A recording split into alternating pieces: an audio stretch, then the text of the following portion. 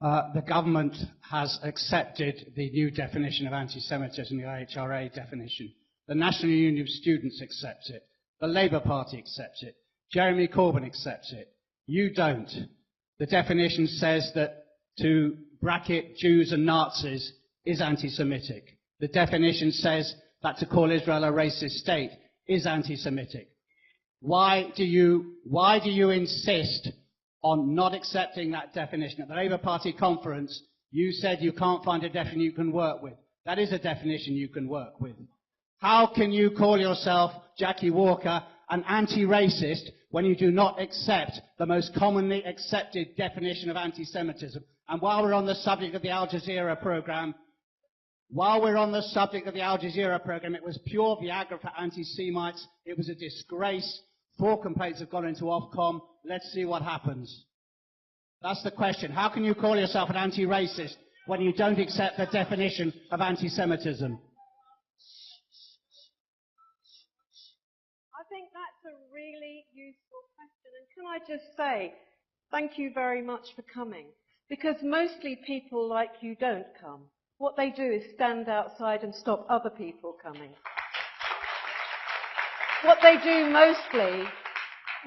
mostly is write to people who want to organise arenas for people to enter into dialogue. So I think we should be very careful to protect freedom of speech, because that is really important. Now, to go on to what, I'm sorry I didn't get your name, but anyway, what you've just said.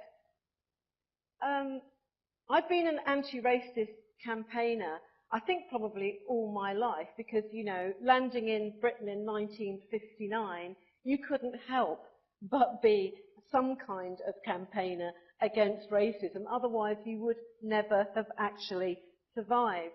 Now, if we look at this new definition, look, I actually listened to you with respect. I'm going to say this once more. It would be really nice if people who hold your views, A, came and entered into a dialogue and then treated me with some respect.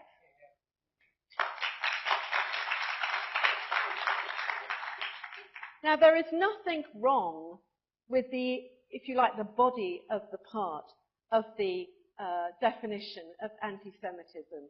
And actually, that's just a ridiculous comment about what I said at the Labour Party conference, because what I was talking about was the fact that the trainer had avoided answering 2 or 3 questions before me that asked for a definition. And he did so quite rightly, because he knew that the conflation between anti-Semitism and anti-Zionism would cause him problems.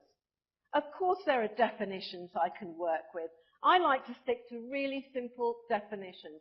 I think anti-Semitism is hatred of Jews because they are Jewish.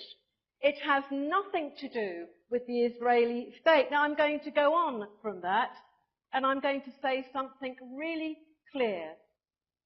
And I'm sure people will be listening to this one.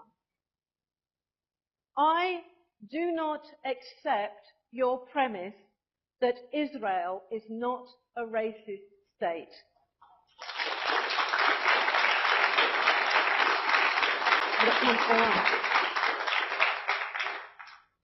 As a non-Jew, you cannot buy land anywhere you like. You cannot use any roads. If I'm in a hospital and I'm a Jew, I can choose whether I share that area with non-Jews or not.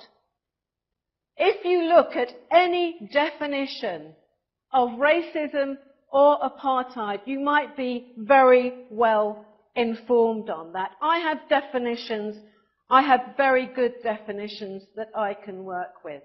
And just because you can give me a big long list of all the people who agree with it, I think this is something that Chomsky is absolutely telling us and saying it clearly.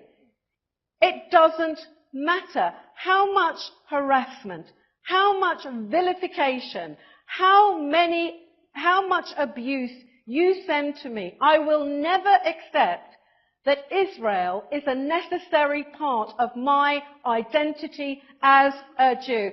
And do you see the way, I want you to note, do you hear that? Now this is a typical way of responding. He says, I am not a Jew. Because of course, these people believed, just like the Nazis, that they had the ability to define who is a Jew or not. I want to remind people that our hard fought for vocabulary of liberation names the person as being the one who claims what their identity is, not a state and not you.